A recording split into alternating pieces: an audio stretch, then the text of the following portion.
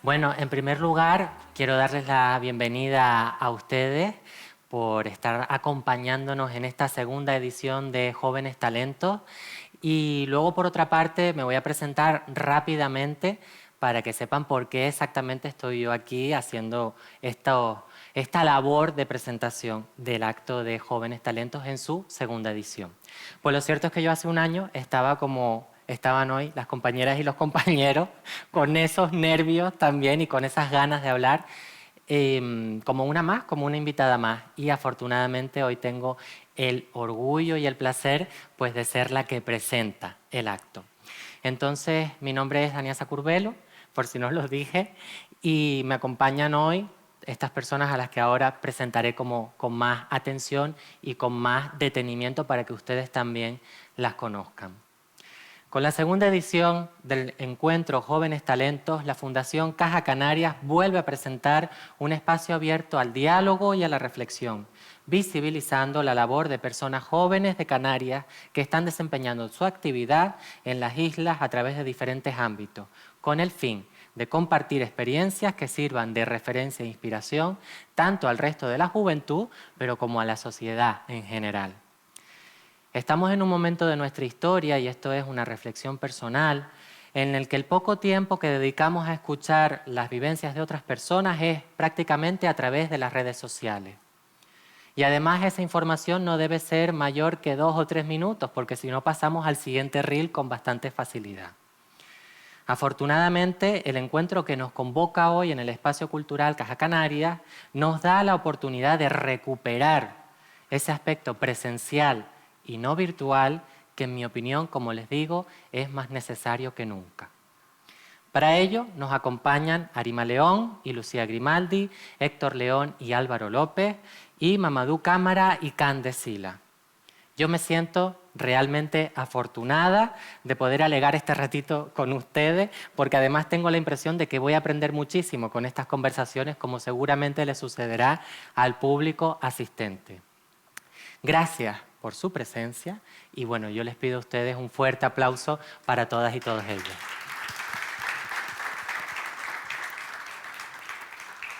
Bueno, pues si les parece, vamos a comenzar con este formato de entrevista rápida, de conversaciones rápidas, y para ello empiezo con Arima León y con la compañera Lucía Grimaldi. Y para ello voy a presentar primero a Arima. Bueno, tanto tu biografía como la del resto de personas que nos acompañan podría haber sido mucho más extensa, porque sus trayectorias son realmente alargadas pese a su juventud, pero intentaré ir al grano. Con más de 10 años de experiencia en la creación artística en Canarias, Arima León ha sido ganadora de la primera edición del Hack Mafis Málaga. En 2021, la Asociación de Cine Vértigo le concedió el premio a Mejor Guión Canario por su producción Tomate Canario del año 2022 y posteriormente por su guión Collas, cortometraje en fase de preproducción. Ha dirigido Petróleo, A Solas, M, Ruinas, Electra y Yo Tesado, amada mía, donde investiga los límites de la interpretación performativa como medio narrativo cinematográfico. Actualmente eres docente en la Diplomatura de Interpretación del Instituto del Cine de Canarias, así como en la Escuela de Actores y Actrices de Canarias. Bueno, Arima, sé que ser la primera no siempre es como lo más sencillo, pero antes ya estuvimos alegando y ya tenemos bastante confianza. Ya está hecho ya. Ya está casi prácticamente hecho. Pero sabes que me encantaría hablar contigo de muchos de tus trabajos, pero hay uno en concreto que me llama poderosamente la atención, que es Tomate Canario, este cortometraje por el que recibes este premio. Y me gustaría saber cómo te surgió la idea. Tomate Canario surge de 3 ejes principales, ¿no? A mí me obsesionan mucho los temas sobre todo, y a partir de ahí es cuando empiezo a crear. Estos 3 ejes era la salud mental a través de los pensamientos intrusivos que yo llevo conviviendo con ellos desde que soy muy pequeña. Por otro lado, la relación entre la cámara y el deseo homoerótico entre mujeres. Y por otro lado, la identidad canaria, centrándola especialmente en los tomateros, que es de donde viene prácticamente toda mi familia. De hecho, yo soy la primera generación de mi familia que no tiene vinculación laboral con los tomates desde hace décadas y décadas, ¿no? Entonces, teniendo en cuenta estos 3 puntos, surge Tomate Canario como una reflexión de la mujer, de su deseo y el contexto que la enmarca, que es el rural dentro del sureste de Gran Canaria, ¿no? Que estaba muy marcado por la pobreza y también por la precariedad emocional, también, porque al final el trabajo pues lo consume todo. Es cierto que una cuando investiga, ¿no?, sobre la figura de la mujer rural en Canarias, de la campesina, ya sea trabajando como agricultora, como ganadera, como pescadora o tomatera, normalmente ponemos nuestra atención en esas dinámicas de explotación que sufre y que ha sufrido la mujer campesina en Canarias, pero con Tomate Canario me encuentro con uno de los primeros documentos que yo conozca, en donde se aborda la experiencia en las tomateras desde una clave, desde el deseo, y además el deseo lésbico, que no suele estar representado en general en nuestra sociedad. Y me gustaría saber cómo ha sido recibido Tomate Canario allá donde lo has proyectado. Pues siempre que he mostrado Tomate Canario, existe como una línea, ¿no? En si lo proyecto en Gran Canaria, pues mucha gente que ha estado relacionada con el tomate canario, con el tomate, perdón, pues evidentemente que es la primera vez que se han visto en pantalla y se empiezan a reír, a decir comentarios de, ay muchacha, claro que sí, las palmelas nos las poníamos así, o ay mira qué bastas van vestidas igual que nosotras, ¿no? Entonces es como que se siente como con mucha alegría el sentirse representado, ¿no? Que al final yo creo que es una parte muy poderosa del cine. Y por otro, pues cuando lo he proyectado en la península, es cierto que se centra mucho más en la reflexión de la identidad de la otredad, ¿no? Que es lo que intento trabajar ahí, de cómo existen las dinámicas de observación voyeur de la mirada masculina sobre el cuerpo lésbico, sobre todo cuando se mantienen relaciones sexuales, ¿no? Entonces, en Tomate Canario trabajo sobre todo remarcando esa mirada masculina para generar una reflexión sobre ella. Qué interesante, porque por lo que te estoy escuchando, entiendo que una película casi que se transforma en su totalidad en función del contexto en el que se proyecta. Totalmente, sí. De hecho, pues incluso también en función de la edad. Yo le puse el corto, para mí la prueba de fuego fue enseñárselo a mi familia, porque aparte son extremadamente críticos, porque no se callan ni debajo del agua. Entonces, cuando lo veía mi abuela, decía, Jesús, eso yo no lo vi nunca en los tomateros, cuando salían las mujeres besándose, ¿no? O manteniendo relaciones sexuales, y luego soltaba mi tía, que tú hayas visto, ¿no? Entonces era como que se generaba también un diálogo intergeneracional muy interesante sobre cómo se percibe, ¿no? La representación sexual y cómo a veces también incomoda eso, ¿no? Sí, porque de algún modo estamos más acostumbradas a hablar del sexo en las tomateras, más a lo mejor desde el derecho de pernada que ha existido en Canarias, que es ese poder que tiene el patrón, ¿no?, de la plantación o de la producción para poder tener, aprovecharse sexualmente de sus trabajadoras, pero esta clave que tú nos planteas, que es desde el deseo y desde además donde lo no heterosexual está representado, es súper interesante y además aporta mucho. Y que realmente yo escogí de manera, pensándolo mucho, la etapa de los 80, porque ya era una etapa donde el tomate ya no era tan esclavista, que eso para mí era también fundamental para poner el foco en el deseo y no, como comentabas tú, tanto en la explotación, que también está porque hay varios personajes que representan representan como distintas generaciones, ¿no? Y esta idea de castración emocional a través de la incapacidad de comunicarte también por el cansancio, por la tierra y por el peso del propio tomate, ¿no? Y al final la figura del tomate también es una figura muy, muy erótica, ¿no? Es decir, es rojo, es súper jugoso y creo que tenía como un potencial simbólico muy potente para vincularlo con el deseo femenino. Y Arima, cuéntanos, ¿estás ahora en qué proyecto metida? Si nos puedes contar. Estoy en muchas cosas, pero principalmente estoy muy focalizada en sacar mi primer proyecto de largometraje, tal vez, que es una película que trabaja la historia de desamor entre la escritora Natalia Sosa Ayala y la trapecista Pinito del Oro. ¿Ah, sí?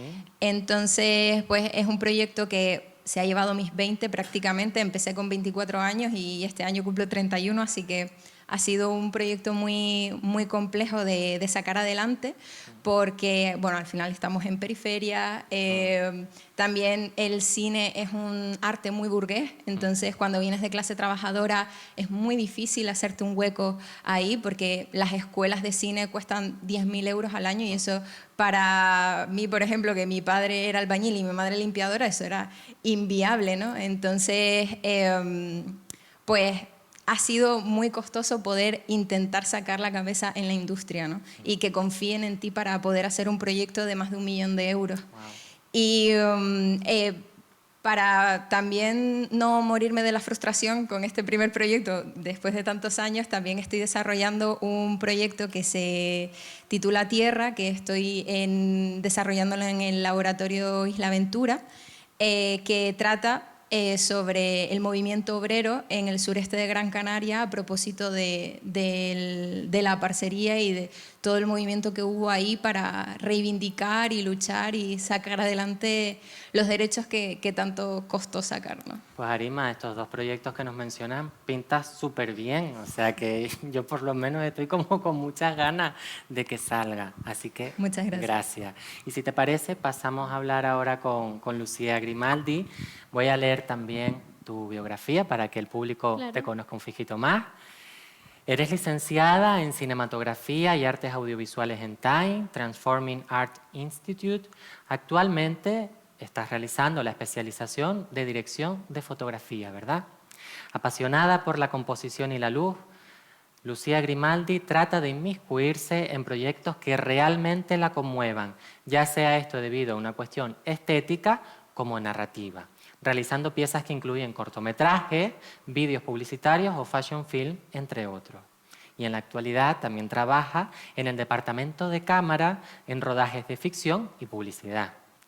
Dedica, Lucía Grimaldi, gran parte de su tiempo libre a la fotografía analógica. Muy interesante esto también. Muchas gracias por esa introducción. Gracias a ti, Lucía. Y me gustaría preguntarte, bueno, esto no es tanto una pregunta, sino una observación que a mí me llamó mucho la atención cuando estuve bicheando en tu caso como en el resto de personas, ¿no? Porque vi que en internet que formas parte de CIMA, que es la Asociación de Mujeres Cineastas y de Medios Audiovisuales. Y me gustaría saber qué motivo te llevó a asociarte con otras mujeres del sector. Bueno, en primer lugar, muchas gracias a la Fundación Caja Canarias y a Arima, que me han permitido estar hoy aquí.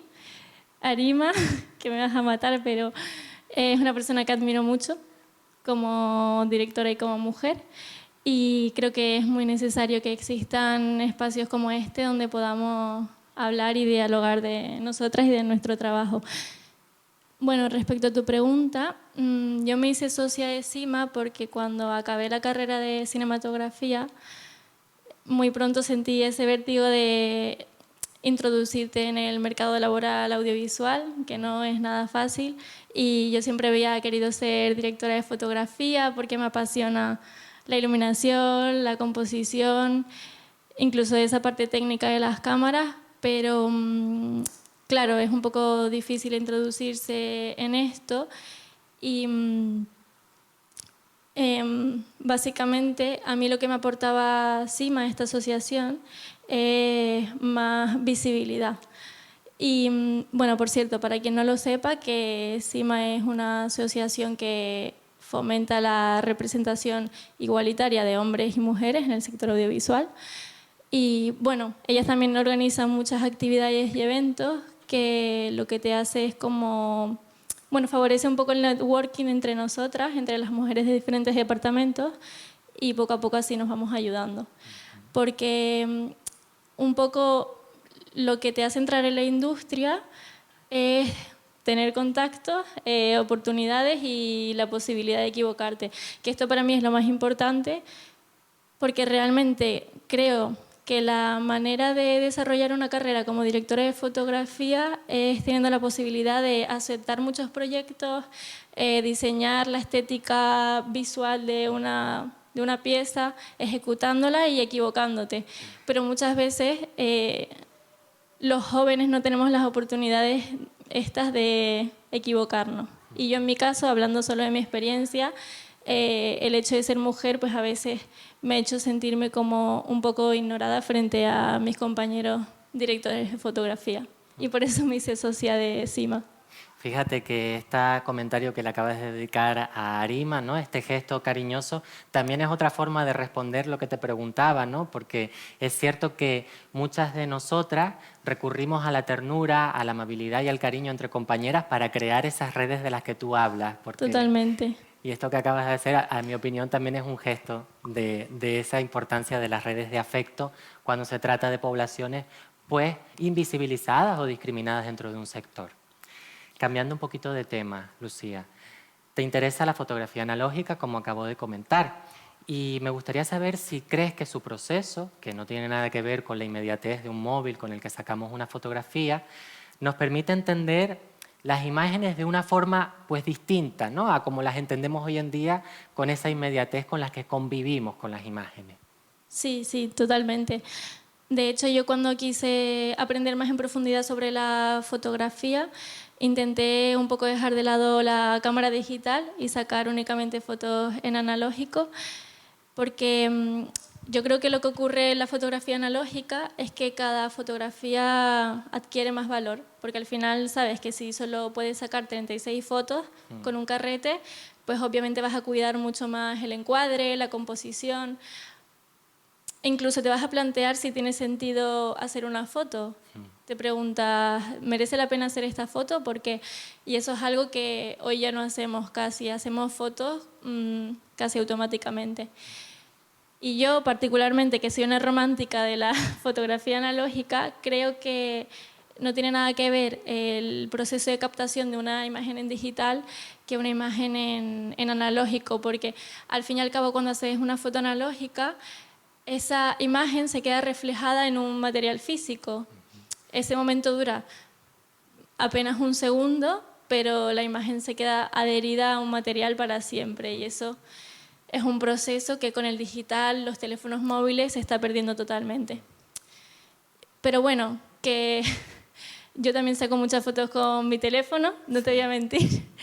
Y creo que sí que hay una parte positiva de esta evolución tecnológica y es que ya casi cualquier persona puede coger un móvil, hacer una foto o grabar un corto y que llegue a muchísima gente. Al fin y al cabo es una manera de democratizar la creación de contenido y eso es algo muy positivo.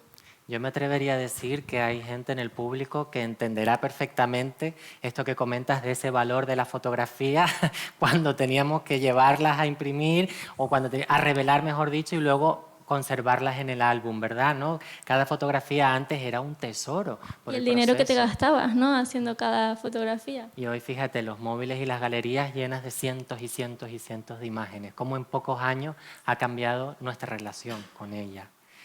Y bueno, y hablando de imágenes, me gustaría saber también tu opinión sobre el uso, que es un tema que está ahora bastante en la actualidad, el uso de inteligencias artificiales en procesos creativos. Yo creo que la inteligencia artificial simplemente es como un nivel más allá en la evolución tecnológica, porque ya ni siquiera hace falta un teléfono móvil o una cámara digital para hacer una foto, sino que hay herramientas que ya generan una propia imagen e incluso parecen realistas. Yo no soy una experta de la inteligencia artificial, pero en lo que respecta al cine, por ejemplo, con la inteligencia artificial, lo que siempre se ha buscado es cómo agilizar el proceso de producción, y esto es algo que esta herramienta pues facilita mucho. Es verdad que hay muchos puestos de trabajo que se ven amenazados, pero creo que para nosotras tal vez puede servirnos como una manera de potenciar nuestra creatividad. Porque yo, por ejemplo, como directora de fotografía, puedo utilizar la inteligencia artificial para diseñar una escena, una estética, una iluminación y presentárselo tal vez a una productora y que les guste la imagen que estoy pensando, no sé. Y también para los fotógrafos les agiliza mucho el proceso de edición de una imagen. Entonces yo creo que esto es algo muy nuevo que nos ha pillado a todos muy imprevisto y que por eso lo vemos con un poco de miedo, pero lo más inteligente creo que es que nos adaptemos al cambio. Ok, qué buena reflexión esa final también. Pues Lucía, Arima, muchísimas gracias. Luego tendremos oportunidad de delegar un poquito más, pero ahora les pido por favor que se intercambien con Héctor León y con Álvaro López. Muchas gracias, chicas. Gracias.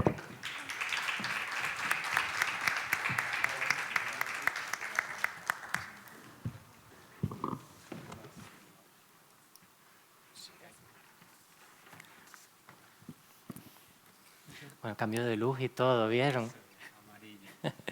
Bueno, empezamos contigo, Héctor. ¿Te parece? Lo que he estado haciendo todo este rato, ¿no? Para que ustedes sepan, quienes si no conocen a estas dos personas, pues que la conozcan un fisquito más. Héctor León es figurinista de cine, teatro y moda, graduado en Bellas Artes por la Universidad de La Laguna en esta isla, pero después te especializaste en diseño y confección de vestuario para espectáculos en vivo en Madrid.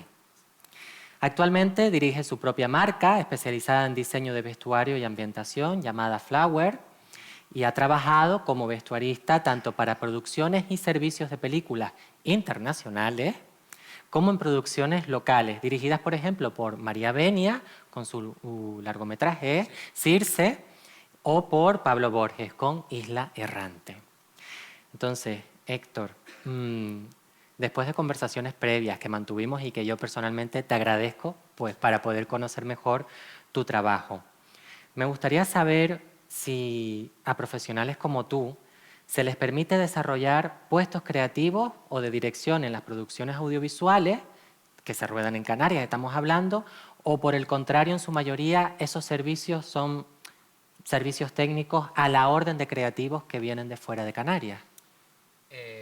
Pues es una pregunta bastante interesante porque hoy en día somos conscientes que el cine en Canarias está avanzando muchísimo, ¿no?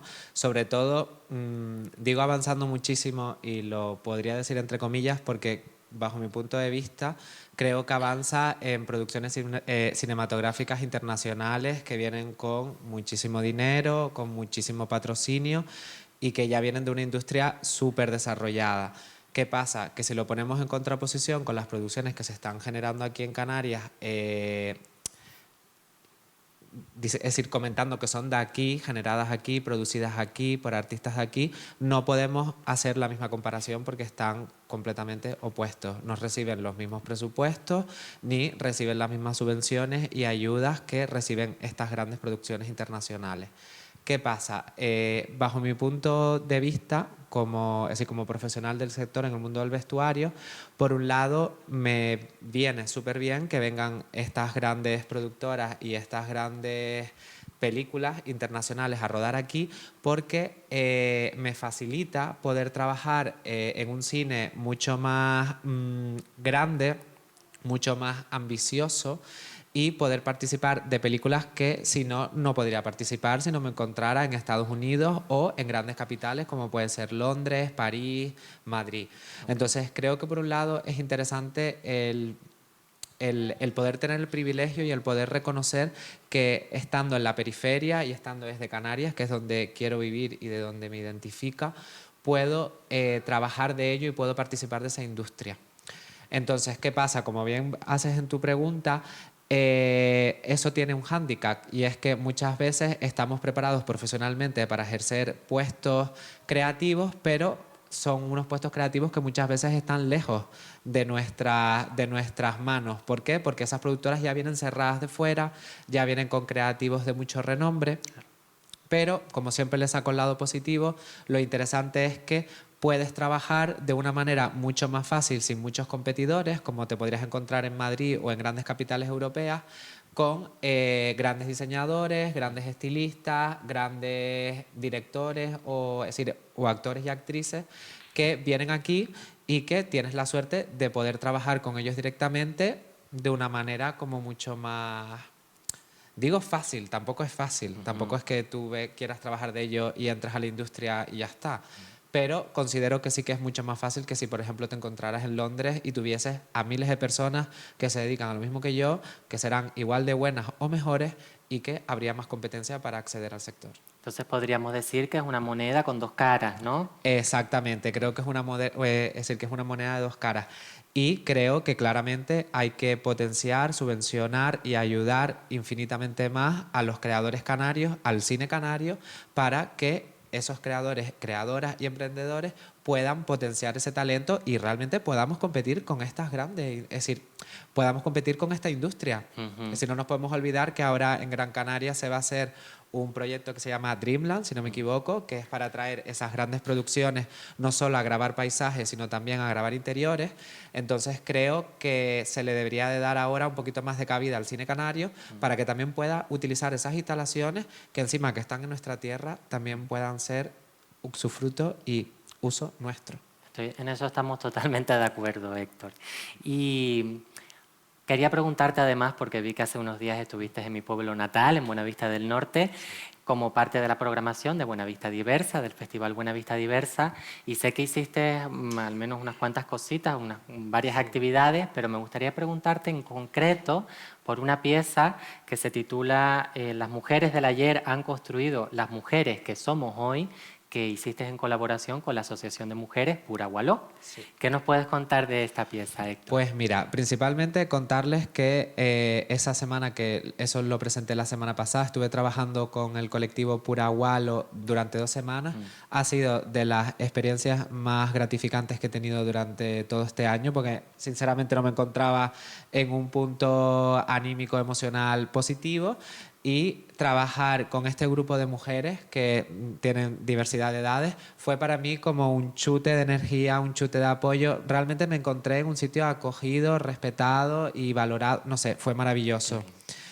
Ya de por sí yo también tengo como cierto cariño al pueblo de Buenavista del Norte, ya que tengo especial admiración por Rosario Miranda, una mujer trans que vivió allí. Y llevar esta pieza, que es la primera vez que se realiza, llevarla a Buenavista del Norte, para mí fue un placer porque pude trabajar con este colectivo y hacer una obra colaborativa donde este grupo de mujeres investigó la historia de la mujer buenavistera a través de imágenes y quisimos crear un documento visual, plástico, táctil, que funcionara como un documento, pero que fuera visual, porque estamos acostumbrados a tener documentos de imágenes digitales, escritas, pero queríamos hacer un artefacto visual, una obra plástica contemporánea que sirviera también como, ¿cómo se diría? Como un elemento para las futuras generaciones, ¿no? Okay. Que puedan ir a acercarse a ese vestido como y leer archivo. Como un archivo, exactamente, un archivo visual. Qué bien. Hicieron un traje de campesina, si no me equivoco. Exacto, hicimos un traje de campesina tradicional bastante popular, ya que no queríamos resaltar ninguna figura de poder. Y a partir de ahí, a través de la técnica del transfer, estampamos todas estas imágenes que fuimos recolectando y las fuimos colocando en el vestido, que estabas tú dentro del vestido porque ellos te hicieron y valoraban bien. Que eras una persona a destacar dentro de la... Pues esto me estoy enterando. Sí. Qué bien, qué bien. Ay, pues muchas sí. gracias, muchísimas gracias. Nada. Bueno, y Héctor, por último, que si no me equivoco hiciste el diseño de vestuario de la obra de teatro Panza de Burro, una adaptación que saca la compañía Delirium Teatro de la famosa novela de Andrea Abreu, también de Icó, como tú. Me gustaría saber qué cuestiones tienes en cuenta cuando te propones a diseñar el vestuario de una obra de teatro como esta.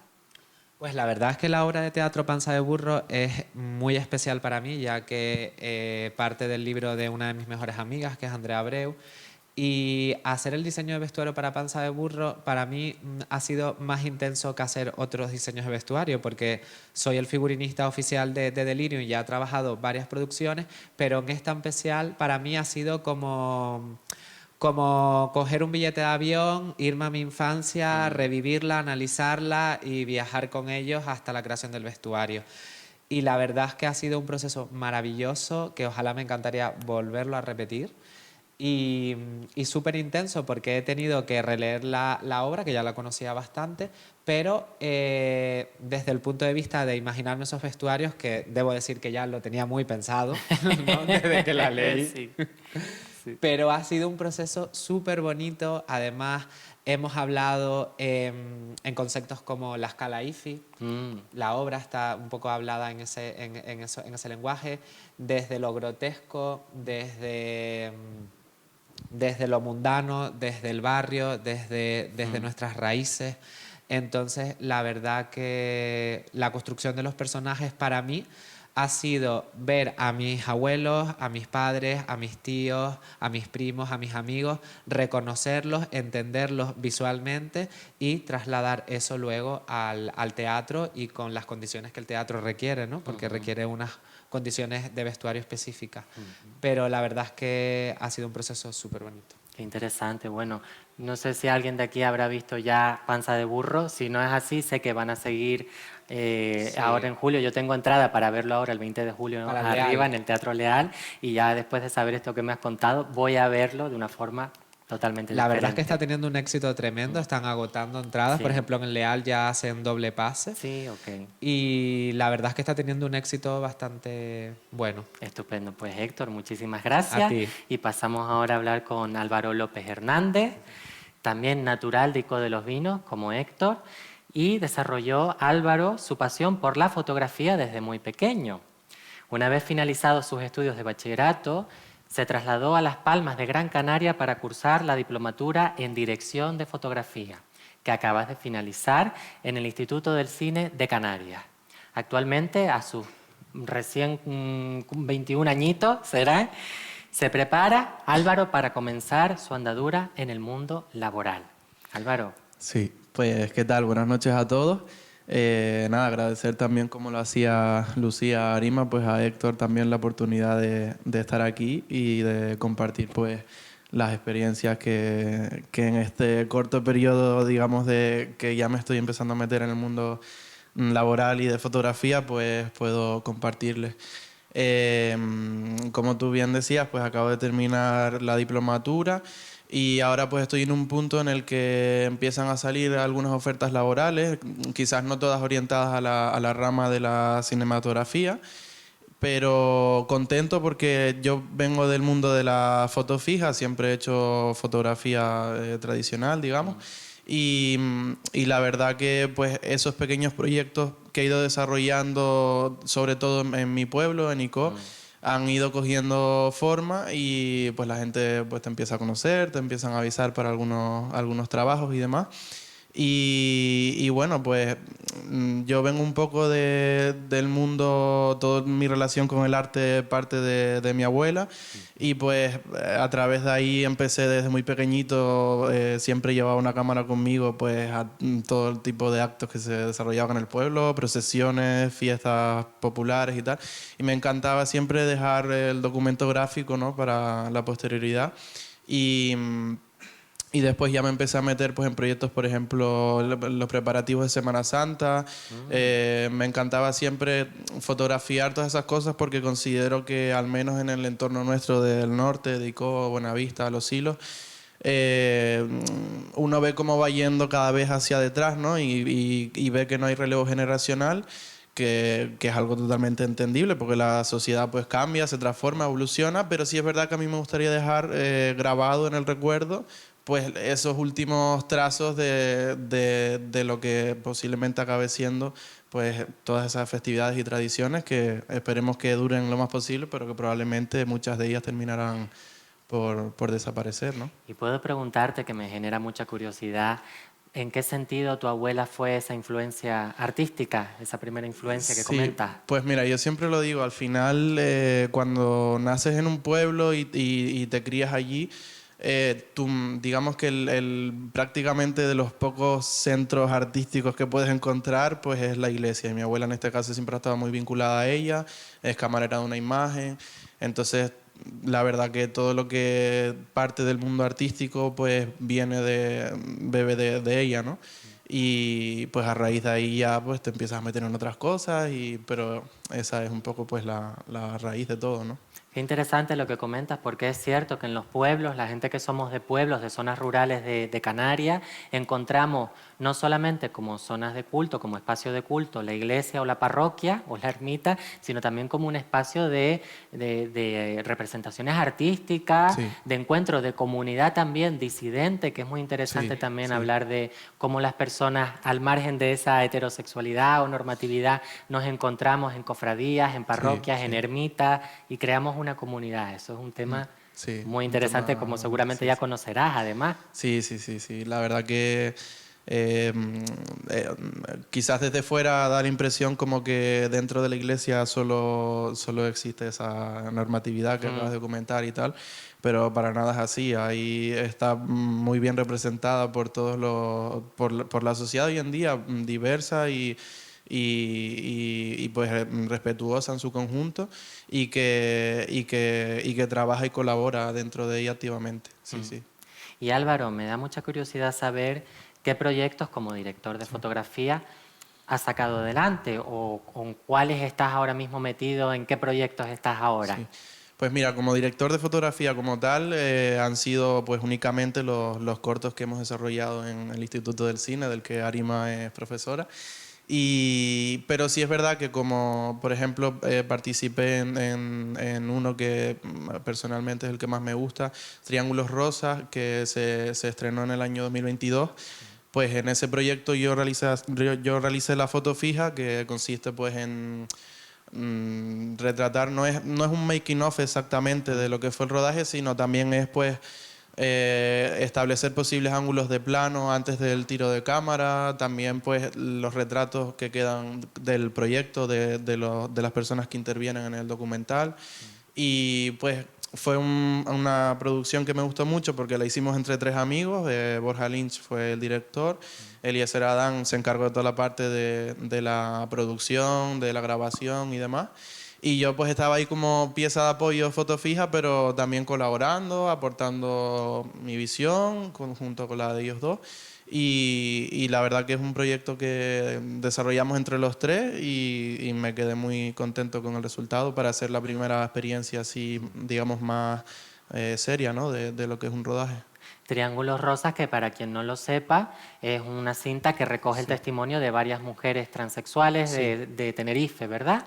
Sí, bueno, versa sobre la tercera edad trans de Canarias. Es verdad que digamos, las entrevistadas, las intervinientes eran de Tenerife, pero es como una mezcla entre la parte, digamos, de lo que se vivió, sobre todo durante la dictadura, con los testimonios de Marcela, Terry y Donna, que estas dos últimas nos han dejado hace poquito.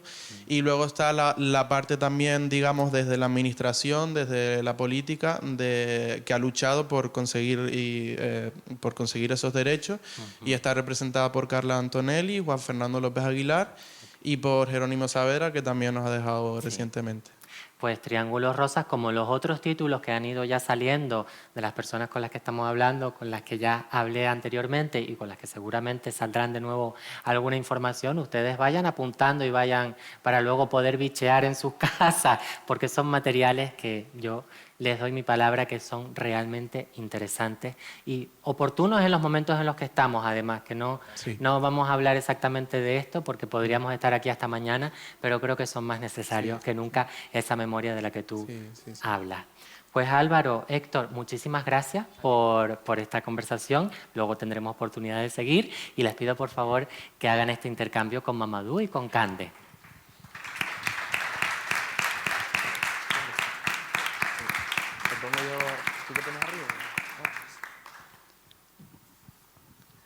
Bueno, otro cambio de luz. Ahora estamos ya en otra aura, en otro color distinto. Voy a presentar primero a Mamadou Camara. Si hay alguien que no sepa quién es, se lo digo rápidamente. Mamadou es originario de Mali y llegó a Tenerife tras una travesía de 3 días a bordo en un cayuco, en una patera. Hoy en día, Mamadou Camara es profesional de la lucha canaria, además de voluntario en un centro de menores. Leí además en tu biografía, y voy a citar textualmente, que Mamadou es el primer ciudadano extranjero que alcanza el estatus de puntalá, que es el mayor estatus que hay en la lucha canaria, ¿verdad?, en el escenario de nuestra lucha nacional, de nuestra lucha canaria. Y me gustaría saber, Mamadou, sobre esto último, ¿cómo conociste la lucha canaria cuando llegaste a las islas? Buenas noches primero y gracias por venir todo y gracias por la invitación. Y nada, la lucha canaria es un deporte que cuando yo llego aquí en 2008 con 16 años y me llevaron a un centro de menores. Estuve en centro de menores durante 2 años y esos 2 años empecé a practicar la lucha canaria. Es verdad que lo hacía como hobby porque él hacía para poder salir del centro, porque el centro era estudiar, el centro otra vez, entonces me dieron esa oportunidad. Mira, es un deporte que es deporte de aquí porque yo no sabía que la lucha canaria existía porque en mi país no se practica. Y me lo presentaron y fui para allá, un hombre que se llama Caramelo porque es como mi padre, yo siempre soy mi padrino porque gracias a él donde estoy ahora mismo. Y nos llevaron a un terrero, primera vez que me llevaron cuando empecé a probar y no me gustó al principio, porque ahora la gente me va a decir, ¿cómo que no te gusta? Si dice que te ha encantado, pero no. Al principio no me gustó porque era un deporte raro, porque no me gustó, pero bueno.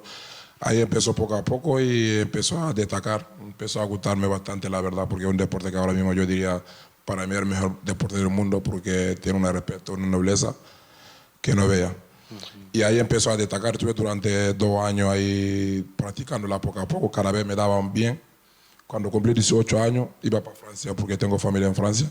Okay. Y ellos me dijeron, mira, quédate aquí, te podemos ayudar porque ese deporte te da bien, a lo mejor puedes llegar un poco más. Y aprovecho la oportunidad porque siempre lo dijo los pibes, ¿no? Los pibes que llegan ahora, les digo, mira, cuando tienes una oportunidad tienes que aprovechar, sea lo que sea, tienes que aprovechar porque nosotros venimos aquí para buscar una vida mejor, entonces tienes que intentar aprovechar toda oportunidad que te brinda.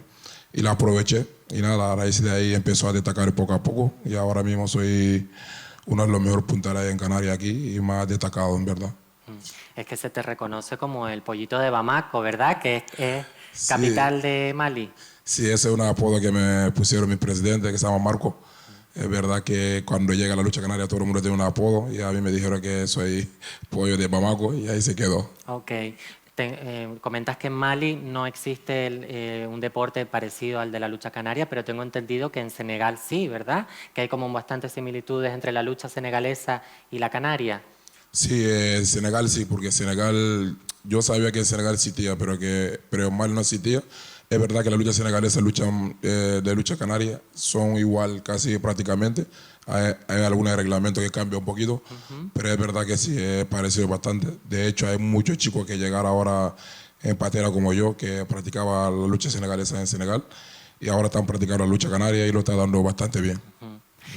Es que, bueno, de eso mismo me gustaría como hablar un fijito más, porque estoy realmente contenta que estés hoy aquí, como pasa con todas y con todos, pero más en el contexto en el que estamos, ¿no? En donde hay, bueno, algunos discursos que están cogiendo bastante protagonismo en nuestra sociedad y cómo, de algún modo es, desde mi punto de vista, y no solo la mía, sino la de mucha más gente, esa integración que es incapaz en muchos sentidos de hacer las instituciones con las personas que llegan vía marítima a Canarias desde el continente, está haciéndola la lucha canaria y sobre todo la cantera de muchos equipos de lucha canaria en estas islas, con todos estos pibes que vienen con conocimientos de sus países de origen o que sencillamente se entusiasman con la lucha canaria y forman parte de una cantera, de un equipo y gozan, ¿no?, de un reconocimiento y de formar parte de una comunidad. Sí, yo creo que es una de las maneras que para integrar, yo creo que yo siempre digo, el deporte ayuda un montón, ¿no? Porque al final conoces más gente, aprende lo que es el idioma, aprende costumbres de aquí. Los pibes que están llegando ahora, la verdad que yo lo veo, nada más de verlo me recuerda a mí, ¿no?, cuando llegué a mi época, Pero claro, ellos siempre, yo los consejos que da a ellos, tienen que intentar aprovechar esas oportunidades, aprender, porque al final son gente que, es verdad, nosotros ese deporte no sabemos que es lucha canaria, pero claro, que ellos, la mayoría cuando yo hablo con ellos, dice, ¿quieres ser como tú? Yo digo, vale, puede ser, imposible no es, porque yo cuando llego tampoco pensaba que iba a llegar donde estoy, pero imposible no es, te va a costar mucho trabajo, va a tener que aprender mucho, va a tener que escuchar mucho y va a tener que aprender un montón de cosas. Pero yo creo que eso es algo bueno porque los pibes quieren seguir el paso mío, ojalá que sea así, porque esto es una manera que para integrar y para poder hacer acostumbrar la forma de aquí, la forma de ser, al final lo va a ayudar a ellos bastante. O sea que es indiscutible que tú eres un referente positivo para muchos chicos que llegan a Canarias, ¿verdad? Sí, yo creo que sí, porque al final yo creo que yo me considero un referente a ellos, porque al final yo creo que lo que estoy haciendo, considero que estoy haciendo bien, porque al final no solamente un deporte, ¿no? Para mí es como una familia, porque la lucha canaria me ha dado todo, donde estoy ahora mismo. Y al final es un deporte de mucho respeto, mucha nobleza, siempre eso intenta transmitir los chicos, porque al final la gente fija lo que tú haces en los campos, cómo te comportas. Y entonces yo lo que dicen los chicos siempre intenta hacer, comportar bien, hacer la cosa bien. Y hasta después ya el resto ya va llegando poco a poco. ¿Y tú crees que este poder que tiene la lucha canaria de integración, de la que estamos hablando, pero bueno, podemos dar más datos concretos? El otro día se celebraba en Gran Canaria un torneo, lo llamaron torneo de integración, con 40 luchadores menores no federados de centros de acogida de la isla y con otros 200 menores senegaleses que estaban en las gradas animando. Además hay una fotografía que seguramente habrás visto de un chico muy sonriente que decía Senegal y Canarias unidos por lo mismo, la lucha. Y las banderas de Senegal y la de Canarias en ese cartel que sostenía el chico sonriendo y con una pasión enorme que ya estaba demostrando. Y me gustaría saber si tú crees que este poder que tiene la lucha canaria, en este sentido, ¿lo tiene algún otro deporte en las islas? Yo pienso que no. Yo creo que la lucha canaria es un deporte que al final es un deporte que los chicos se le ve la cara, porque yo mismo, nosotros tenemos uno ahí, pero Gran Canaria mismo que tú estás hablando, yo sé el equipo que está ahí, porque hay una que está ahora en el Conulo está como 40 pibes ahí que está practicando ese deporte. Es verdad que lo practicaron en su país, pero aquí lo ve, la forma que lo practica en su país, la forma que la practica aquí no tiene nada que ver. Aquí hay mucho respeto, hay muchos valores y ellos están cogiendo eso que queremos, porque al final queremos que esos valores y ese respeto, para que más adelante ellos puedan trabajar con eso. Y veo un montón de chicos que están haciendo eso, yo creo que es algo bueno, pero es un deporte que yo creo que es único para mí, que los chicos que están llegando están integrando más que de los más deportes, más que fútbol, más que baloncesto. Yo creo que la lucha canaria sí está integrando bastante los pibes que están llegando ahora. Porque además, como comentas, tiene esos valores integrados, ¿no? El valor del respeto, del compañerismo.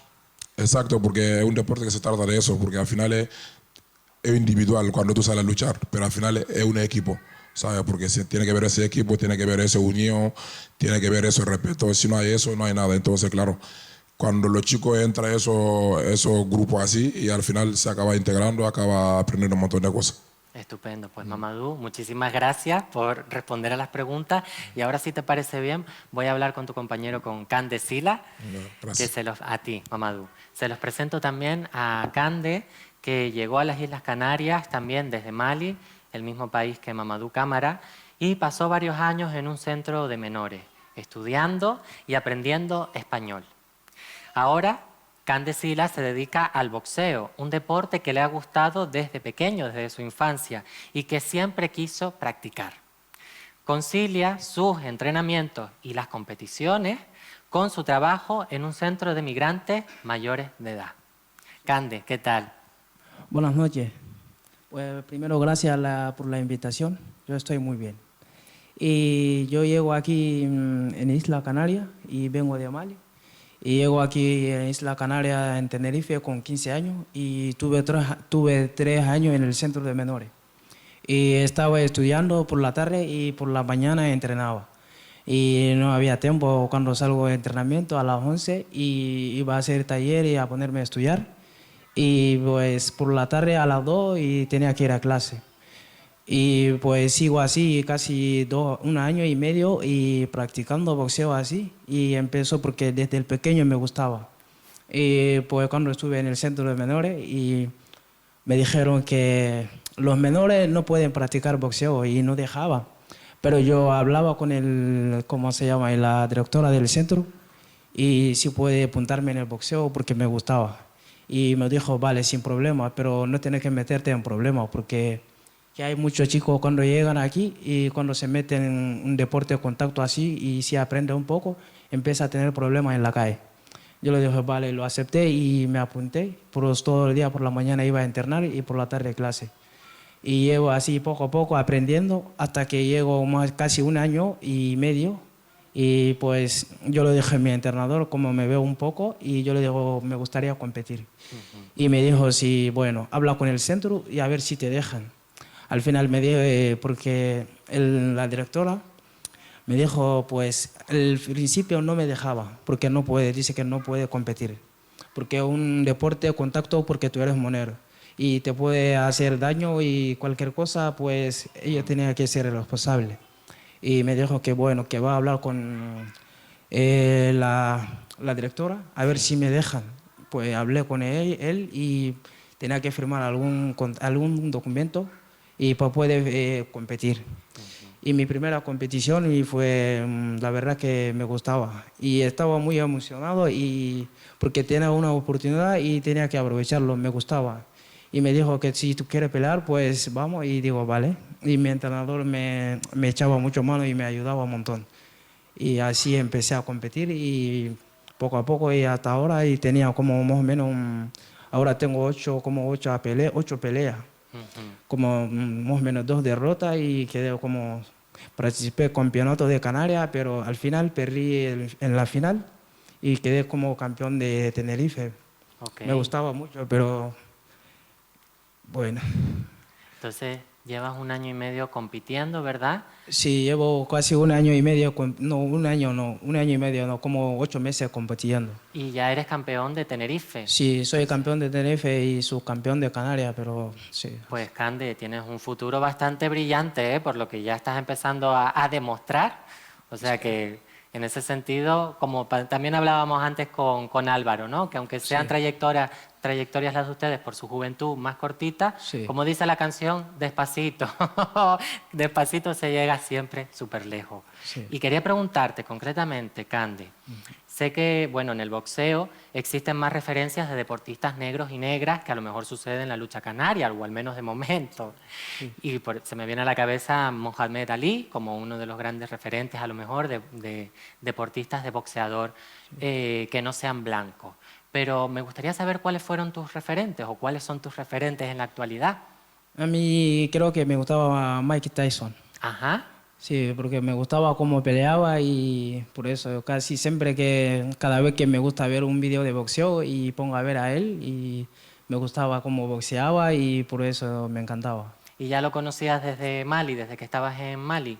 Sí, lo conocía y porque desde Mali estaba mirando el video de boxeo y cuando llegué aquí, digo a ver si tiene oportunidad, como estaba en el centro, por la mañana no hacía nada. Okay. Y digo a ver si puede apuntarme a algún deporte para hacer algo, para que no me aburra en el centro. Y pues me apunté en el boxeo y la verdad que me gustaba y me daba muy bien también. ¿Y tú crees que hay mucha afición del boxeo en Mali o no? ¿O tú eres de algún modo un caso más particular?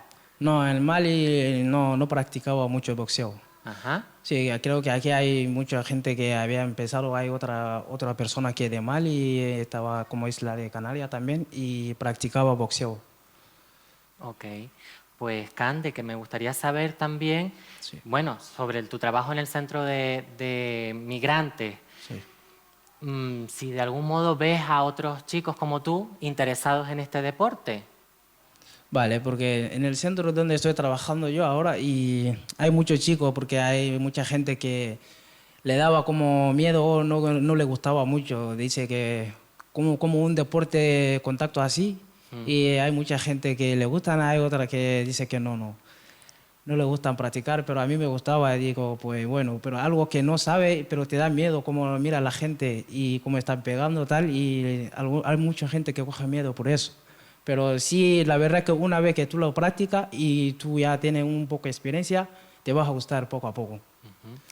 Es un deporte de contacto como la lucha canaria, Sí. no tiene nada que ver un deporte con el otro, pero me gustaría saber, por absoluta ignorancia, Sí. si también el boxeo tiene esos valores como los que hablaba Mamadou, el valor del respeto, del honor. Sí. ¿O tú qué opinas al respecto? Pues a mí me opina el boxeo también, es un deporte que la verdad que es un deporte que siempre tiene valor, tiene mucho valor y tiene mucha salida en Canarias. Hay mucha gente que aquí desde Canarias, que son ya campeonatos de Canarias, algunos ya habían participado en campeonatos de Europa. La verdad que a mí la opinión que tengo yo, la gente que le gusta el boxeo y puede ser como algún deporte que la gente que le gustan y puede seguir practicando y para que necesita también un poco de apoyo de la gente, Y, para que puede seguir más adelante un poco. Sí. y por último, me gustaría saber si te sucede como a Mamadou, que te has convertido, sin quererlo seguramente, en un referente para otros chicos con una historia similar a la tuya. ¿Tú qué crees? ¿Te has convertido en un referente para ellos? Sí, la verdad, pero aunque yo no he hablado mucho con los chicos ahí, pero hay mucha gente que también que estaba practicando ahí en el centro, donde estoy trabajando ahora, en el Centro Mayor Inmigrante ahí, porque me dijo algún trabajador que hagan deporte y que los chicos, hay gente que le gusta el boxeo y que a ver si le van a traer como un saco de boxeo para que iban practicando. Digo que eso es muy interesante también, si hay gente que le gusta y tiene oportunidad para poder practicarlo antes que se vaya y me parece muy bien también. Pues Cande, Mamadou, muchísimas gracias por esta intervención. Les pido un aplauso para ellos. Vale, gracias. Quédense por aquí de momento conmigo. Porque bueno, ahora me gustaría dedicar estos 10 o 15 minutos que tenemos a hablar ahora, pues las 7, sobre una cuestión que a mí me interesa muchísimo, porque, y de algún modo, esto también dar pie después a las preguntas del público, que estoy segura de que alguien tendrá alguna pregunta, y si no es así, no se preocupen que yo tengo aquí más, no se van a librar tan fácilmente, pero algo me dice que alguien tendrá algo que comentar seguramente. Bueno, al grano voy.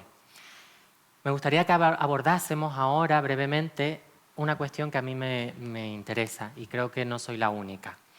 Ustedes hoy son una representación de muchas de esas personas que desde distintos ámbitos, profesionales, académicos o deportivos, se enfrentan a discriminaciones fundamentadas en el machismo, la LGBTI-fobia o el racismo.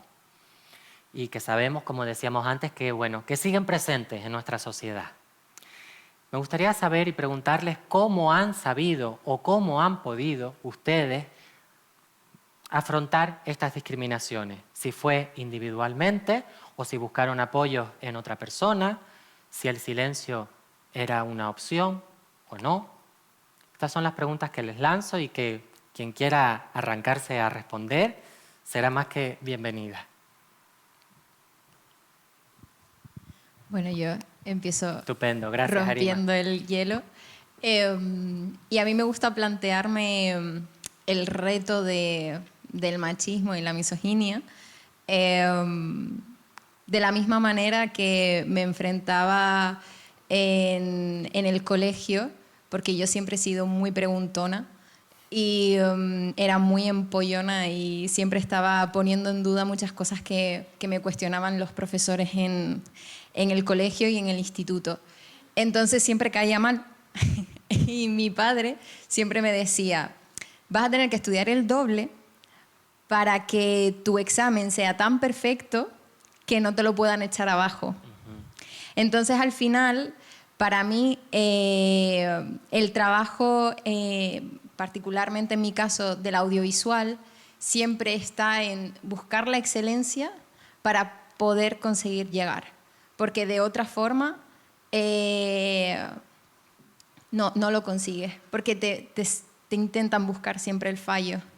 Es agotador porque, como decía Carla Simón, y es una reivindicación que hay también desde muchas directoras que están empezando a hacer sus primeras películas, también tenemos el derecho a equivocarnos.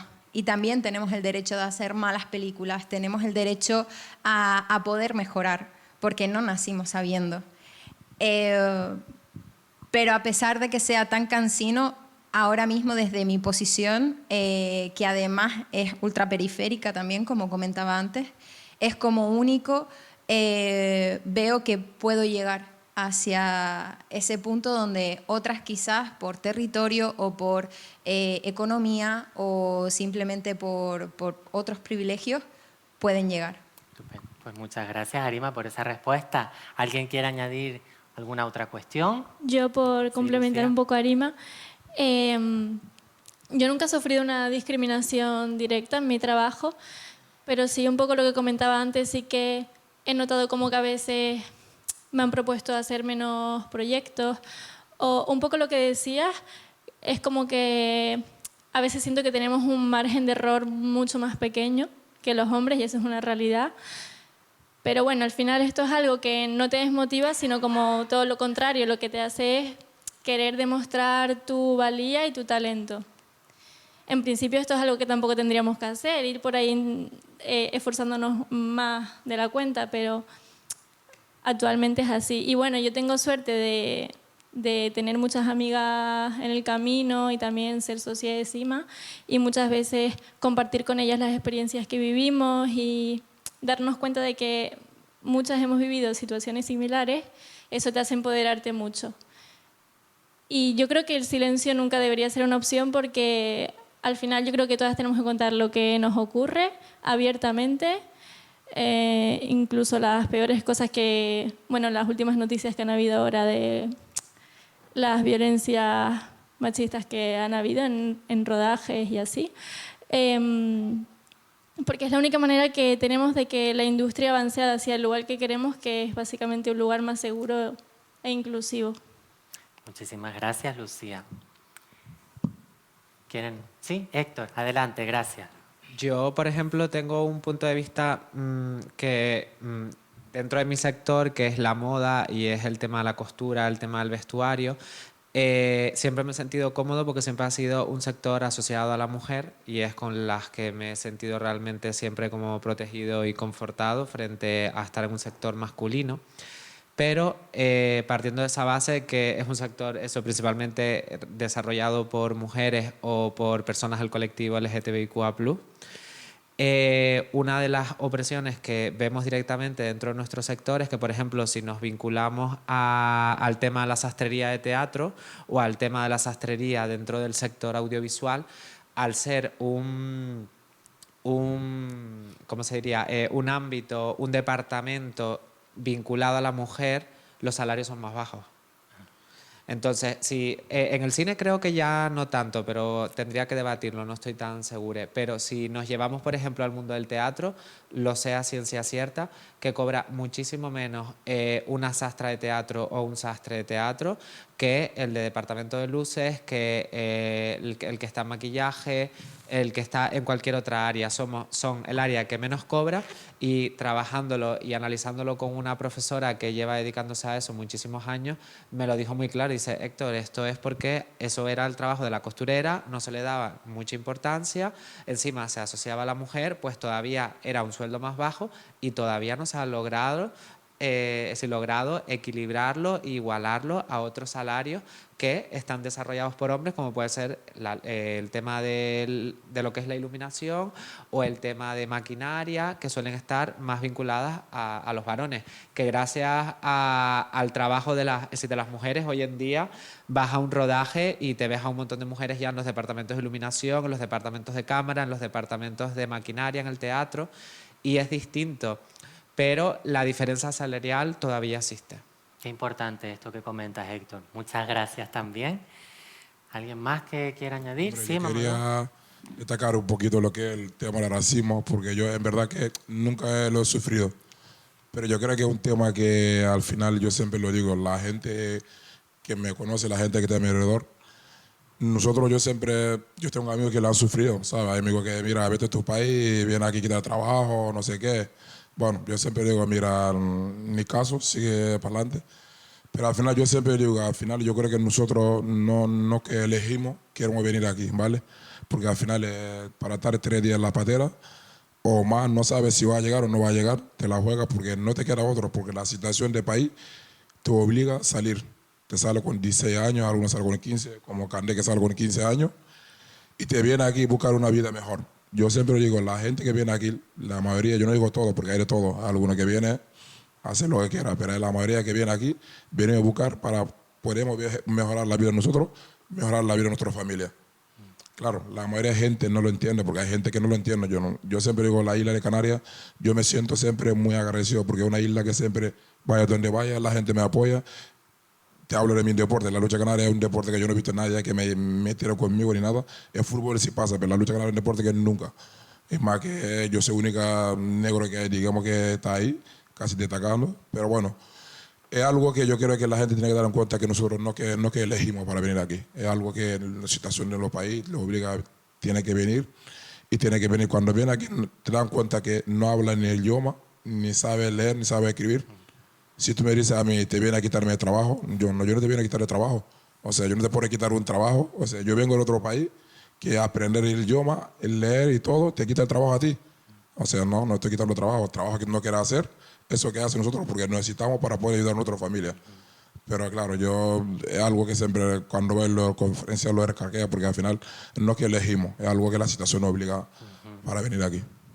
En eso estoy totalmente de acuerdo contigo. Además, me gustaría como comentar que toda esta gente, desde mi punto de vista, que se queja, ¿no?, de la migración que llega a Canarias, también debería quejarse de la llegada de los minerales con los que se hacen los móviles de última generación, y todo el desarrollo tecnológico que tenemos en Occidente es gracias a la explotación de los recursos del continente africano. O sea que vamos a ver con qué rasero vamos a decir lo que queremos o no del continente. Gracias, Mamadou, por esas palabras. ¿Alguien más quiere comentar algo? ¿No? Estupendo. Pues muchísimas gracias por abordar esta cuestión, que es bastante compleja y que nos daría para hablar muchísimo tiempo más. Pero bueno, ahora ustedes, el público, van a poder ser protagonistas también de este acto, de este encuentro, porque tienen la oportunidad de preguntar a las personas que nos invitan, a las personas que nos acompañan, cualquier pregunta, comentario, cuestión que les haya surgido. Y veo que hay alguien ahí ya con el micrófono preparado. Así que quien quiera, esa pregunta, esa cuestión va a ser más que bienvenida.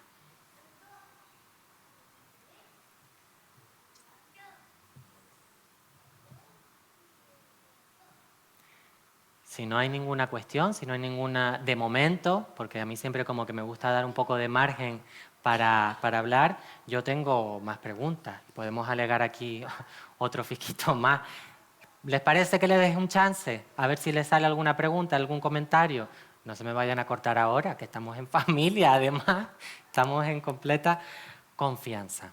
Bueno, pues sigo yo dándole al pico entonces, que se ve que les gustó, pero no se arregosten tampoco.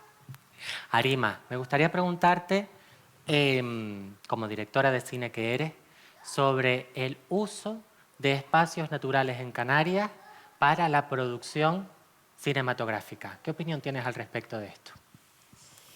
Creo que hay dos maneras de contestar esta pregunta. Una primera, siendo consciente también de cómo funciona la política, especialmente en Canarias, que las producciones internacionales que comentaba antes Héctor vengan a Canarias y hayan invertido tanto dinero en Canarias, ha promovido que los políticos digan, que el cine da dinero.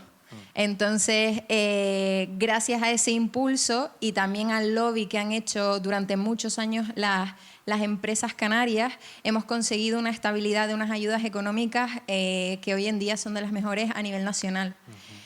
Pero a nivel personal no puedo evitar sentir que este tipo de apropiaciones del territorio no dejan de ser una forma más de colonialismo posmoderno.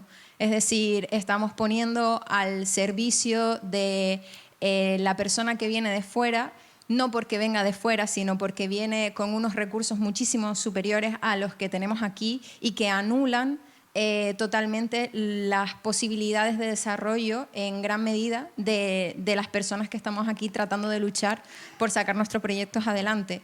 Y además son personas que en muchas ocasiones no respetan el territorio. Y es doloroso ver cómo también desde las instituciones se sigue apoyando esto. Además, estamos en un momento que creo que es muy convulso. varias personas han estado en huelga de hambre por luchar por nuestro territorio y creo que no debemos perder el foco porque no está solamente en el turismo, está en otras nuevas formas que quizás sí se pretenden sentir más amables porque vienen del cine, pero al final es la traducción de lo mismo, de cómo el extranjero europeo blanco vuelve a poner el pie encima de nosotros. Es una respuesta súper interesante la que nos has dado y como sé que hay varias profesionales del sector, no sé si alguien quiere comentar, para también convertir esto en algo más compartido, si alguien de ustedes quiere comentar algo, añadir algo a lo que ha dicho Arima de esta cuestión del uso del territorio en producciones cinematográficas. A ver, yo estoy completamente de acuerdo con lo que comentas. Yo que he estado dentro de estas grandes producciones cinematográficas, por ejemplo, hace poco vino una muy, muy grande que está considerada la producción audiovisual más grande de toda la historia, que es la del Señor de los Anillos, como la precuela del Señor de los Anillos. Su primera temporada estuvo denunciada porque era tan costosa la serie, había tanto dinero, es decir, había tanto movimiento de personas a sitios para grabar y demás, es decir, había tanto desgaste de materiales y de mogollón de cosas que se convirtió en una de, a la vez de la más grande, pues de la más contaminante.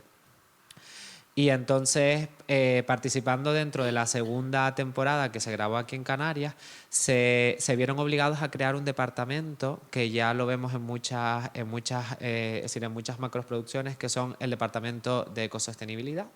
Pero especialmente en esta producción había un departamento de ecosostenibilidad muy, muy, muy, muy grande, muy, muy severo, es decir, teníamos siempre a una persona aquí detrás de nuestra oreja que nos estaba preguntando, yo por ejemplo te hablo de la sastrería, que es donde estaba yo, ¿no? Pues, ¿qué jabón estás utilizando, Héctor? ¿Qué esponja estás utilizando, Héctor? Es decir, todo el rato teníamos que tener productos biodegradables, productos ecosostenibles, que todo estuviese, es decir, tenían una vigilancia extrema. Esto no implica que el paisaje o el uso de es decir, de los paisajes y de nuestros ecosistemas no se deteriore, porque al fin y al cabo del uso se deteriora. Pero sí que creo que, no quiero ser abogado del diablo tampoco, pero sí que creo que están como escuchando esas llamadas de atención que estamos haciendo y están como cuidándolo muchísimo más. Entiendo que también tu discurso no va tanto por ahí, por la parte de ecosostenibilidad, sino sobre el uso de un territorio bajo una serie de personas que vienen con unos niveles económicos y unos niveles de poder que pasan por arriba de nosotros. Creo que incluso se puede extrapolar a los puestos también de dirección y demás y a los altos puestos, porque si te fijas en Canarias, en el cine y en estas grandes producciones, al final a nosotros muchas veces nos usan como herramienta de trabajo barata y herramienta de trabajo para llenar puestos que a ellos no les interesan traer desde fuera porque los grandes puestos ya vienen colocados a dedo desde estas grandes ciudades. Replicando un poco, estas grandes producciones no vienen a nuestro territorio porque pongan en valor nuestro territorio. Estas grandes producciones vienen porque tenemos los mejores incentivos fiscales a nivel nacional. Entonces, el foco para mí, o sea, me quema la lengua si intento como reivindicarlo, que entiendo perfectamente que la labor del ecomanager me consta que desde el ICA, que es el Instituto Nacional de Cinematografía, están obligando ya a empezar a instaurar estas figuras para que pues se pueda controlar cada vez más. Pero pensando Canarias como plató natural, al final nos despersonaliza como territorio. O sea, no somos la identidad de nada. Somos el Sáhara, somos los fiordos noruegos, somos un bosque encantado. Felicidades. Pero yo no quiero eso para mi territorio. O sea, yo quiero que la gente conozca lo que es Canarias. O sea, no existe todavía un imaginario colectivo de lo que es Canarias, ni para nosotras mismas. O sea, cómo es posible que ya estemos explotando nuestro territorio para identificarlo como otras zonas cuando ni siquiera el mundo nos conoce, ¿no? Entonces, para mí la reivindicación está desde ese lugar. O sea, evidentemente yo espero que cada vez haya más responsabilidad ecosocial dentro de estas grandes producciones, pero creo que no solamente es eso. Creo que hay una raíz política de explotación del territorio y la expropiación de la propia identidad que también afecta esa llegada, ¿no? de las macroproducciones. Pues súper interesante estas respuestas que se están dando, porque como decíamos antes, las monedas siempre tienen dos caras y no podemos tampoco ver la realidad con un solo ojo, y todos estos testimonios nos enriquecen aún más este debate que está muy candente ahora mismo, como bien comentaba antes Héctor, en las islas. Y me gustaría preguntarle ahora a Lucía y a Álvaro concretamente, porque bueno, tengo entendido que el cine un poco entra en decadencia con la aparición de plataformas, ¿no? de consumo de contenido audiovisual, como Netflix o como Disney Plus y todas estas, que seguramente aquí la mayoría tenemos en casa. Pero a mí me gustaría preguntarles, como profesionales del sector que son, algo que yo ya venía pensando desde hace un tiempo y concretamente desde que fui a ver Barbie al cine. ¿Por qué? Porque me da la sensación de que el cine se está reinventando con fenómenos como Barbie, en donde el público ya no va al cine a ver pasivamente la película, sino que forma parte de todo un fenómeno, donde pueden estrenar modelitos, subirlos a las redes sociales, ir a la alfombra rosa que se ponía en muchos cines. Es decir, ya ir al cine es una experiencia totalmente distinta, más mediática. ¿Ustedes creen que el cine está intentando reinventarse desde ese lugar, desde esa capacidad? Sí, a ver, yo creo que se está convirtiendo o se está reconvirtiendo el concepto de Star System que se creó en Hollywood, ¿no? Ahora hemos visto que quizás el cine convencional y tradicional está un pelín en decadencia, pues evidentemente a través del marketing y de las redes sociales, pues hay que darle el máximo impulso posible, ¿no? Pero también es verdad que pienso que, como todo, con la doble cara de la moneda, porque al final, si nos ponemos a ver el número de rodajes que habían en los años 90, 2000, cuando todavía no existían las plataformas, y el número de rodajes que hay ahora, el de ahora es claramente muy superior. Entonces, para los profesionales de dentro de la industria, pues al final es más trabajo, más proyectos que salen, también pues un enriquecimiento cultural para la zona donde estés desarrollando esa producción.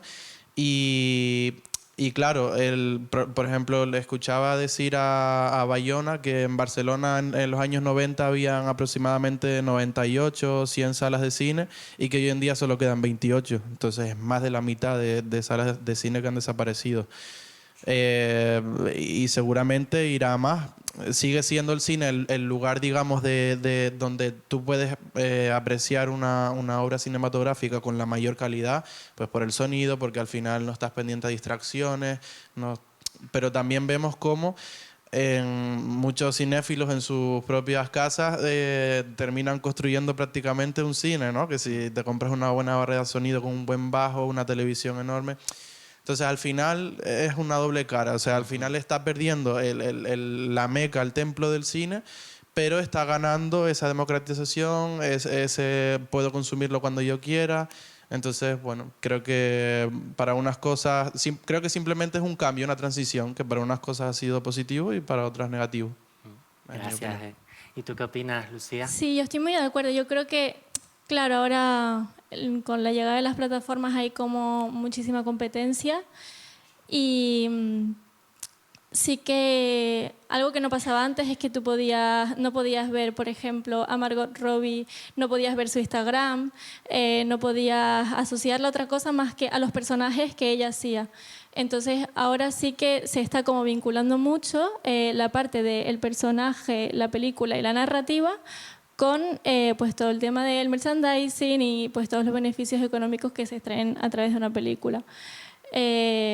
Esto pues es como cualquier otro sector. Al final todo se está industrializando muchísimo y estamos perdiendo en realidad, en autenticidad, pero creo que tampoco hay manera de detenerlo. Estupendo, muchísimas gracias Lucía por esta respuesta también que nos da. Y bueno, ahora tengo una pregunta tanto para Cande como para Mamadou, porque ustedes, como ya pueden comprobar, yo soy muy analítica y a mí me gusta estar como siempre cuestionándome todo, ¿no? Y para ello también agradezco hablar con personas cuyos puntos de vista van a enriquecerme aún más. Vemos que en las redes sociales y en medios de comunicación aparecen historias de chicos y de chicas que llegan a Canarias y que se superan, lo logran. Lo pongo entre comillas porque es lo que suelen decir los medios, ¿no? Lo han superado, lo han logrado, han vencido también ese verbo, ¿no? Porque están triunfando académicamente, logrando objetivos, en el deporte también, como es el caso de ustedes. Y a mí me gustaría saber si ustedes creen que esa representación mediática es positiva o por el contrario nos hace olvidarnos de todos y todas las chicas que no lo han a lo mejor conseguido, como pueden ser los casos de las personas que sí. ¿Ustedes qué opinan al respecto? Cógete el micrófono. Perdón. Yo creo que al final yo sigo siempre, es suerte, pero a la vez siempre hay que aprovechar la oportunidad, ¿no? Porque hay gente que llegaron aquí, que son chicas, yo creo que la ha logrado todo. Hay otro que no, depende cada uno de suerte que tenga y la oportunidad que te abre, porque es verdad que oportunidad que nos da no es mucho, porque hay poco que te das, tienes que intentar aprovecharlo, si no es difícil, ¿sabes? Porque es verdad que no solamente para nosotros, yo creo que para la gente de aquí también a veces es complicado, pero claro, si te da una oportunidad, tienes que intentar aprovecharlo. Si lo aprovechas, seguramente acabarás logrando, seguramente. O sea, que en tu caso es ¿crees que es Sí, positivo? yo creo que es positivo, sí. Vale, es positivo, sí. estupendo. Y en tu caso, Cande, ¿qué opinas? Pues, en mi caso también creo que sí es positivo, porque yo llevo el poco tiempo que llevo aquí y he visto que vienen mujeres y ha podido conseguir todo, muchas cosas y lo que querían. Ha logrado muchas cosas positivas.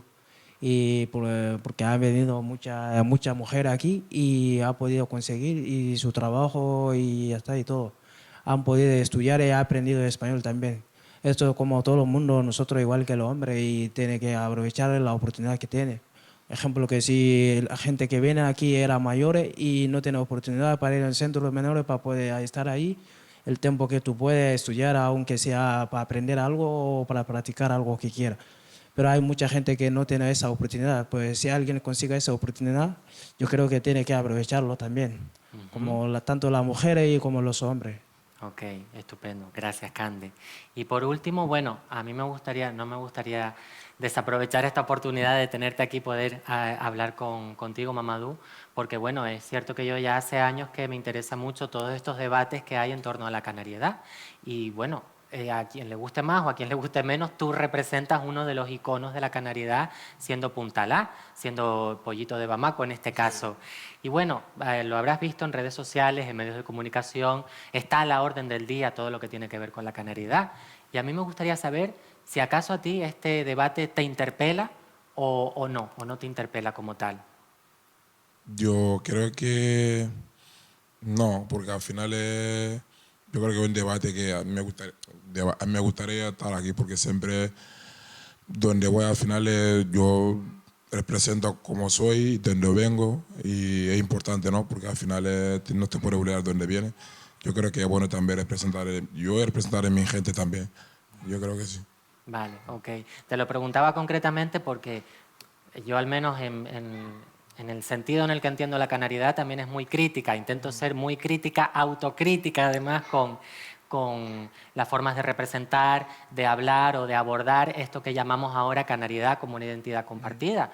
Porque es cierto que seguimos pecando y seguimos cometiendo el error de pensar que lo canario es puramente blanco, cuando hay muchísimas personas en Canarias, no solamente de primera generación o que han llegado, sino de para atrás, generaciones para atrás, que no lo son. Entonces, por eso quería saber tu punto de vista al respecto a esto, a esa blanquitud con la que todavía se piensa y se representa Canarias en muchos sentidos. Hombre, yo me siento más canario que nunca, siempre lo he dicho.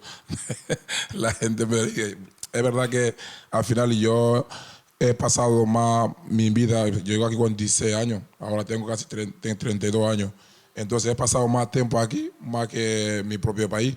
Entonces yo me represento como un canario en verdad, ¿sabes? Porque al final tengo a mi mujer aquí, tengo a mis hijos aquí, al final me represento como un canario aquí en verdad. Sí.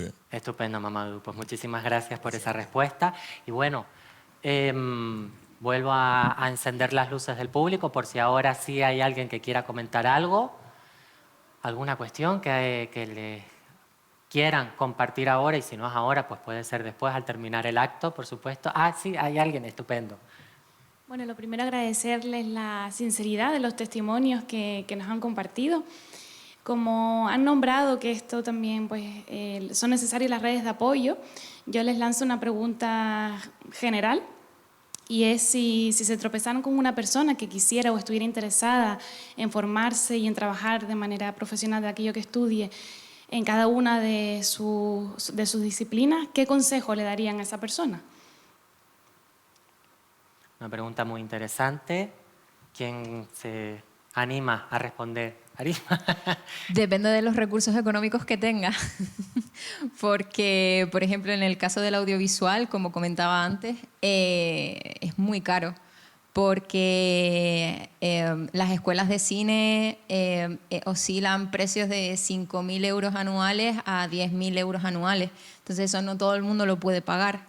Por suerte, estamos en la era de la democratización digital y tú también puedes tener una cámara y tú también puedes ir experimentando y aprendiendo por tu cuenta. Fue mi caso y al final he conseguido desarrollar una profesión a partir de ahí. Así que lo importante siempre es empezar. Da igual en qué punto te encuentres, pero siempre es dar el paso y comenzar el camino hacia donde tú quieras ir, ¿no? ¿Alguien que quiera? Sí, Álvaro. Sí, yo también lo que me gustaría decir es que a alguien que esté empezando, pues sería que busque en su entorno alguien que se dedica a lo mismo o de su mismo gremio, y que aúnen fuerzas y puedan pues ir aprendiendo de alguien que quizás tenga algo más de experiencia, ¿no? Y luego, por ejemplo, también pues que yo, por ejemplo, soy una persona que repiensa muchísimo las cosas y que entré a una carrera, la dejé para irme a estudiar cine en Las Palmas, ahora la voy a retomar. Entonces, que no todos los caminos son rectos y que lo intente. Y si durante ese proceso pues se siente agobiado o no se termina de ver en ese lugar, pues que lo intente de otra manera, en otra cosa, y que al final, si uno es perseverante y aunque cambie de camino, sigue detrás de ese objetivo, pues seguramente lo va a conseguir. ¿Alguna otra respuesta que quieran darle? Mira, Héctor y por aquí Mamadou también. Yo creo que, como dice el dicho, hay un mogollón de caminos que llegan a Roma y lo importante es saber a dónde quieres llegar, cuál es tu objetivo y lo que quieres ser. Que también es verdad que a dónde quieres llegar, cuál es tu objetivo y lo que quieres ser, en el camino se te va definiendo, se te va variando, se te va difuminando, te cabreas, dices, ¿qué coño hago aquí? Esto era lo que quería. Luego de repente caminas un poco más y dices, he dado en el clavo, aquí es donde yo me represento, donde yo me veo. Yo creo que la ilusión y lo que tú le pongas a tu trabajo es lo que va a marcar que lo consigas o no. Y desde mi punto de vista, yo, por ejemplo, empecé estudiando Bellas Artes. Desde pequeño siempre estaba como muy metido en el mundo de los disfraces y de toda la costura, pero no le había dado como esa importancia. Pensé que mi propósito en la vida era pintar y al final, en la propia carrera, los propios proyectos que me planteaban me fueron dirigiendo a otro lado. Y voy a poner un ejemplo en mi caso que creo que puede resolver bastante la pregunta que nos comentan. Yo acabé la carrera de Bellas Artes y me cegué y me enfoqué en que quería acceder a la mejor escuela de moda de Europa, que es una escuela que está en Amberes y se llama el Fashion Department de Amberes y es como la crème de la crème. Como bien nos comenta la compañera, esto era carísimo. mi madre me decía, bueno, pues yo qué sé, pues me pondré a currar como una cabrona para, ¿sabes? Ella intentando sacarlo, yo pues me pondré a vender cervezas en Amberes, no sé qué. Bueno, lo que quiero decir es que yo fui y lo intenté. Lo intenté 2 veces. Las 2 veces me dijeron que no. Pero eso no me implicó que no volviera a seguir por el camino, porque que una facultad, que una carrera te diga que no puedes ir por ahí, que no, porque había mucha gente demandante y había gente mejor, no implica que tú no seas la persona indicada para ejercerlo. Lo que pasa es que a lo mejor ese no es tu camino y que tienes que redirigirte. Entonces me redirigí, me fui a Madrid a hacer una FP mucho más barata, me salía 500 euros los 2 años, y esa FP más los estudios de Bellas Artes me han hecho trabajar para grandes productoras, para grandes marcas de moda. Entonces, con esto lo que quiero decir es que no subestimen el poder que tienen, no subestimen la economía que tienen, porque claramente si tu economía es más baja va a ser mucho más difícil, eso cae de cajón, pero si le pones fe, empeño y te buscas el hueco, lo puedes conseguir. Gracias, Héctor. Yo creo que, hablando de disciplina de nuestro deporte, lo que es la lucha canaria, yo creo que yo siempre digo a la gente que tiene que empezar, ¿no? Porque hay muchos chicos que me digan, mira, ¿quieres practicar la lucha canaria? Yo digo, vale, no pasa nada, no importa la edad que tenga, o sea, yo empecé con 16 años, la mayoría normal de los luchadores empieza con 2 años, 3 años. Cuando yo empecé con 16 años, la gente dice, bufo, eso es que va, empezó muy tarde, lo normal es empezar desde 16 años, lo normal es 2 años, 3 años empieza. Y yo empecé con 16 años y nada, siempre lo pongo ejemplo a mí mismo. Yo cuando empecé a luchar, cuando empezábamos, éramos 16 personas que salíamos al centro y íbamos a practicarlo. Al final me quedo yo solo. ¿Qué pasa? La mayoría de la gente, yo cuando empecé a destacar, a la gente dice, es imposible que vaya a llegar a Puntales porque Puntales la mayoría suele ser la gente de aquí. Porque es verdad, porque la gente de aquí empieza a tener 2 años, yo empecé 16 años después. Dice que es imposible llegar a esa categoría porque no es posible. Pero bueno, yo siempre seguía para adelante, me gustaba entrenar, siempre salía a trabajar a veces a las 6 de la tarde, llegaba al campo antes que ellos, estoy entrenando 1 hora de gimnasio, después agarraba hasta las 10:30. Al final fue superándome poco a poco. Yo siempre digo a la gente, no es imposible. Si echa ganas, si tiene posibilidades, tiene oportunidades, yo creo que si la aprovecha puede llegar. Y yo en mi caso ahora mismo la gente, yo mismo no me lo creía, porque es verdad que yo tenía ganas de llegar a esa categoría, pero hoy en día, si alguien todavía no me lo cree, que dice eres Puntales de Canarias, no me lo creo, porque es una categoría que es muy difícil llegar.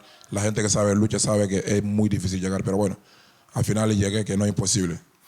Gracias, Mamadou.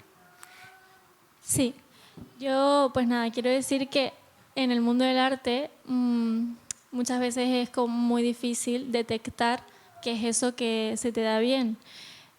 Entonces, yo lo que querría transmitir a la gente que está empezando es pues a tener esa paciencia, a darse ese tiempo para descubrir qué es realmente lo que quiere hacer.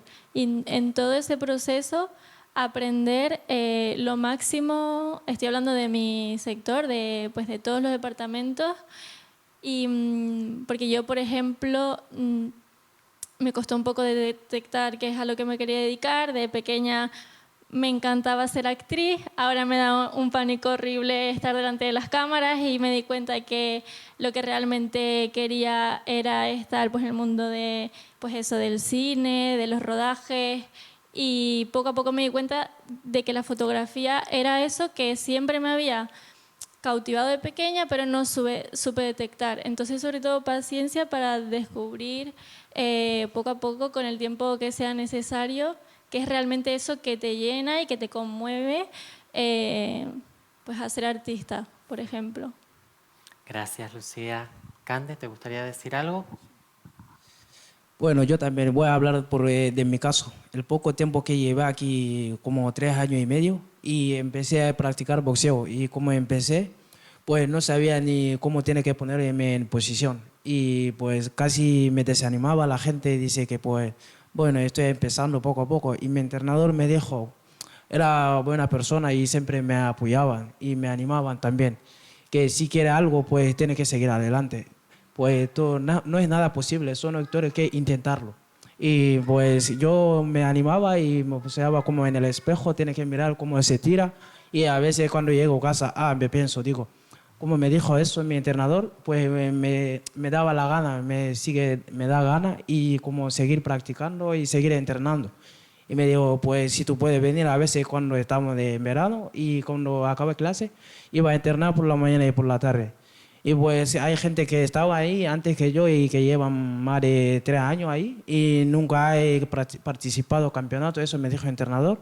Pues así que si tiene ganas de algo, hacer algo o quiere llegar a algún punto, pues tiene que echar ganas y eso es lo que me dijo el entrenador y la verdad que fue súper buena gente conmigo. Y yo le dije, me gustaba y me dijo, pues tú quieres llegar a ese punto, digo sí. Pues tiene que seguir entrenando y todo hacer lo posible. Y me dijo, cuando fue mi primera derrota y dijo, pues la gente no te quitaba la gana. Tú sabes, eso está empezando. Cuando me debuté eso parece como, eso es una práctica. Eso que me dijo es una práctica, así que tú todavía no has empezado. Digo, porque sí he empezado, porque tienes 2 combates. Tú tienes 2 combates porque cuando ganas, dice que pues vas a estar como contento cuando sale victorioso. Pero cuando perdí, ahora sí vas a tener como mucha experiencia y te parece como ya ahora no había empezado. Y así sigue hasta que llego ahí, casi yo llego como campeonato de Canarias. Hay gente que lleva antes que yo y mi entrenador me dijo que pues hay gente que había empezado a practicar boxeo antes que tú y estaba entrenando con nosotros, pero con la gana que tenía puede llegar, por eso que había llegado a ese punto. ¿Querías comentar algo? Simplemente darles las gracias también a nuestros compañeros que hoy han estado interviniendo y no han estado hablando en su lengua materna y eso también creo que es un esfuerzo que deberíamos de agradecer mucho. Así que muchísimas gracias, chicos, también por... Muchas gracias.